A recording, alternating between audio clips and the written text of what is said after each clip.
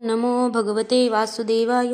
तर आपण श्रीमद भागवत महापुराण पाहत आहोत आणि त्यातील आपला 10वा स्कंद.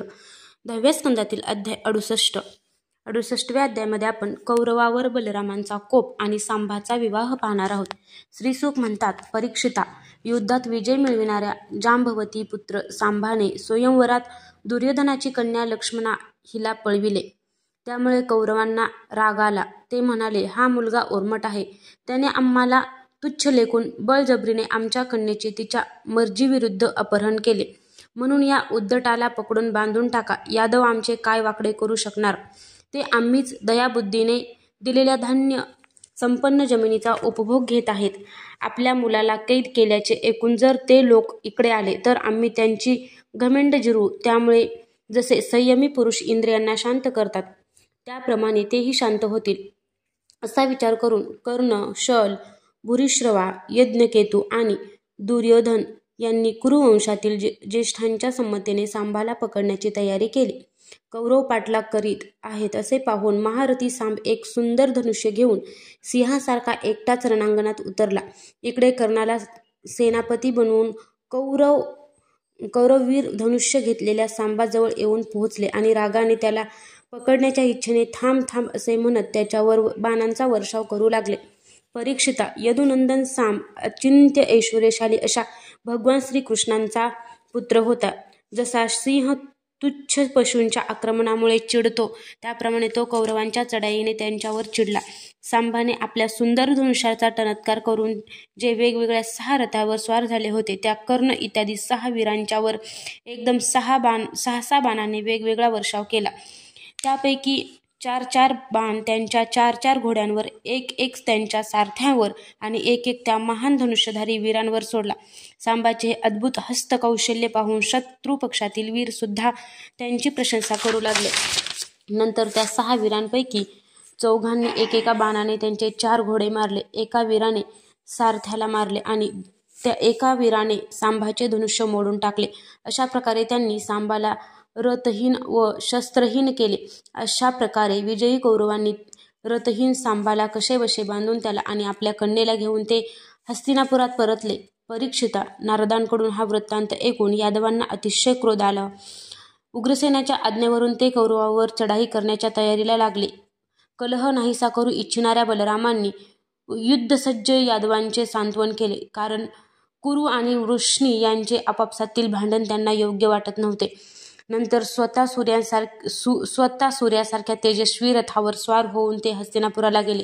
त्यांच्याबरोबर काही ब्राह्मण आणि ज्येष्ठ यादव होते. ग्रहांसमवेत चंद्र असावा तसे त्यांच्या समवेत बलराम होते. हस्तिनापूरला जाऊन बलराम नगराच्या बाहेर एका उपवनात थांबले आणि कौरवांचा काय मानस आहे हे जाणून घेण्यासाठी त्यांनी उद्धवाला धृतराष्ट्राकडे पाठविले. उद्धवाने कौरवांच्या सभेत जाऊन धृतराष्ट्र, भीष्म, द्रोणाचार्य, बाल्हिक आणि दुर्योधन यांना विधीपूर्वक प्रणाम करून निवेदन केले की बलराम आले आहेत.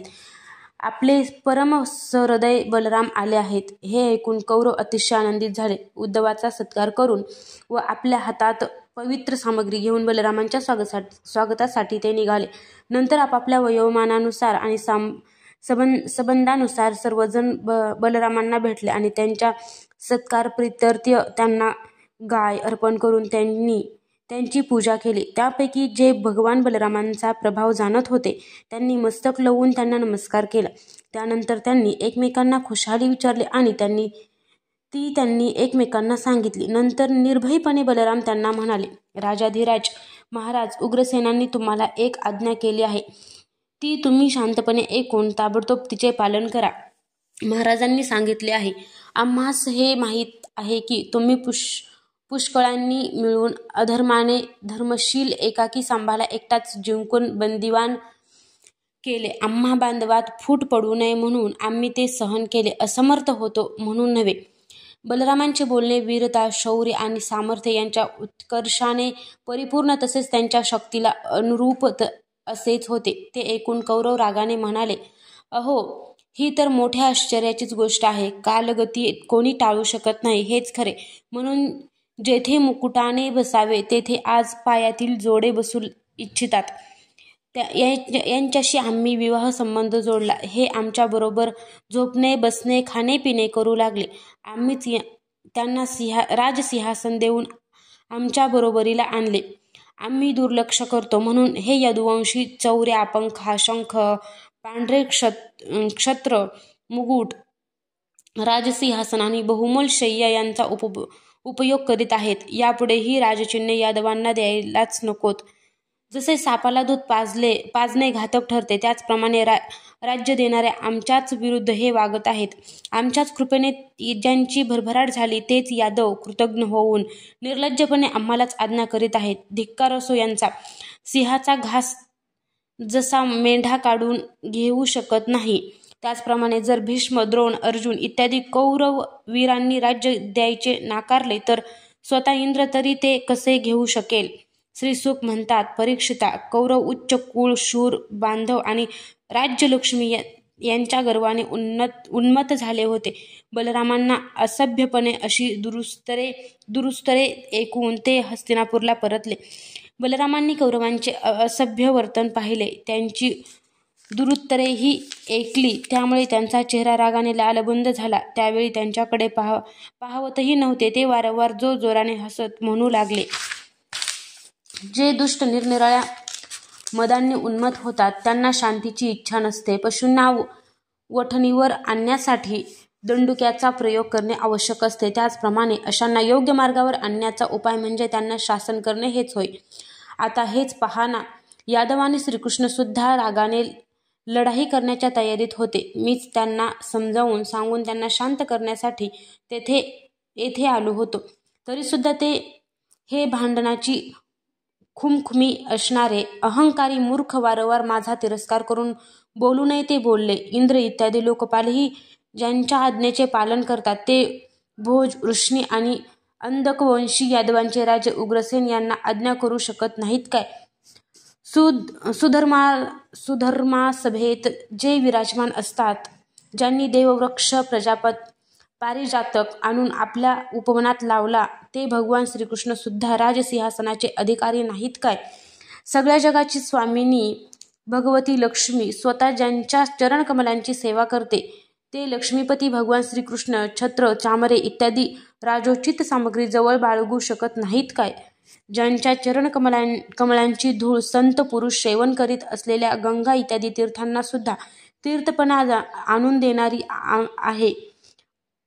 सगळे लोकपाल आपापल्या श्रेष्ठ मुकुटावर जिला धारण करतात, ज्यांच्या अंशाचे अंश असलेले ब्रह्मदेव, शंकर, मी आणि लक्ष्मी जी नेहमी मस्तकावर धारण करतो, त्या श्रीकृष्णांना राजसिंहासन कोठून असे म्हणता? बिचारे यादव म्हणे कौरवांनी दिलेला जमिनीचा तुकडा भोगतात, आम्ही म्हणे पायातील जोडे, आणि हे कौरव म्हणे मस्तक. वा रे वा! अहो, ऐश्वर्याने माजलेल्या घमेंडखोर वेड्याप्रमाणे बडबडणाऱ्या यांची असंबंध निरर्थक बडबड यांना शासन करू शकणारा माझ्यासारखा कसा सहन करू शकेल? आज मी सगळी पृथ्वी कौरवरहित करून टाकीन. असे म्हणत बलराम अत्यंत क्रोधाने जणू त्रैलोक्याचे भस्म करून टाकण्यासाठी आपला नांगर हातात घेऊन उभे राहिले. त्यांनी त्याच्या टोकाने हस्तिनापूर उखडले आणि ते बुडविण्यासाठी अतिशय क्रोधाने गंगेकडे ओढून लागले. नांगराच्या ओढण्याने पाण्यामध्ये नाव जशी डगमगते त्याप्रमाणे हस्तिनापूर हलू लागले. आपले नगर गंगेमध्ये बुडण्यासाठी ओढले जात असलेले पाहून कौरव घाबरले. नंतर त्यांनी लक्ष्मणेसह सांबाला पुढे केले आणि आपल्या प्राणांचे रक्षण करण्यासाठी कुटुंबियांसह हात जोडून सर्व शक्तिमान अशा भगवान बलरामांना ते शरण गेले. हे लोकाभिमान बलराम, आपण सगळ्या जगताचे आधार आहात. आम्ही आपला प्रभाव जाणला नाही. हे प्रभो, आम्हा मूर्खाच्या अपराधाबद्दल आम्हाला क्षमा करावी. आपण जगाची उत्पत्ती, स्थिती आणि प्रलयाचे कारण आहात आणि स्वतः कोणत्याही अधिकाराविना राहता. हे सर्व शक्तिमान प्रभो, हे त्रैलोक्य आपली खेळणी आहेत असे ज्ञानी म्हणतात. हे अनंता, आपली हजारो मस्तके आहेत आणि आपण सहजपणे हे भूमंडल आपल्या मस्तकावर ठेवले आहे. जेव्हा प्रलय होतो तेव्हा आपण साऱ्या जगाला आपल्यामध्ये लीन करून घेता आणि शिल्लक असलेले एकटेच आपण शयन करीत असता. हे भगवन, आपण जगताची स्थिती आणि पालन करण्यासाठी विशुद्ध सत्वमय शरीर धारण केले आहे.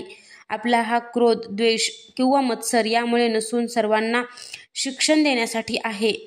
हे सर्व शक्तींना धारण करणाऱ्या सर्व प्राणी स्वरूप अविनाशी भगवन, आम्ही आपल्याला नमस्कार करीत आहोत. हे विश्व निर्माण करणाऱ्या देवा, आम्ही आपणास नमस्कार करीत आहोत. आम्ही आपणास शरण आलो आहोत. श्रीसुख म्हणतात, नगर डगमगू लागल्याने भयभीत झालेले कौरव भगवान बलरामांना शरण आले आणि त्यांनी त्यांची स्तुती केली. तेव्हा अत्यंत प्रसन्न होऊन भिवू नका असे म्हणून त्यांनी त्यांना अभय दिले.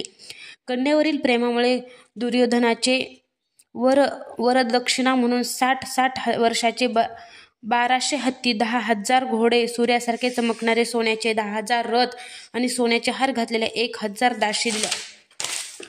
आप्तांनी सत्कार केलेले यदुश्रेष्ठ भगवान बलराम त्या सर्वांचा स्वीकार करून नवदाम्पत्यांना बरोबर घेऊन द्वारकेकडे परतले. नंतर बलराम द्वारकापुरीत पोहोचले व आपल्या प्रिय बांधवांना भेटले. त्यांनी हस्तिनापुरात कौरवांशी जे काही घडले ते सर्व यादव सभेत सांगितले. आजही दक्षिणेकडे उंच असलेले आणि गंगेकडे थोडेसे झुकलेले हे हस्तिनापूर बलरामांच्या पराक्रमाचे सूचक आहे. अध्याय 68 समाप्त.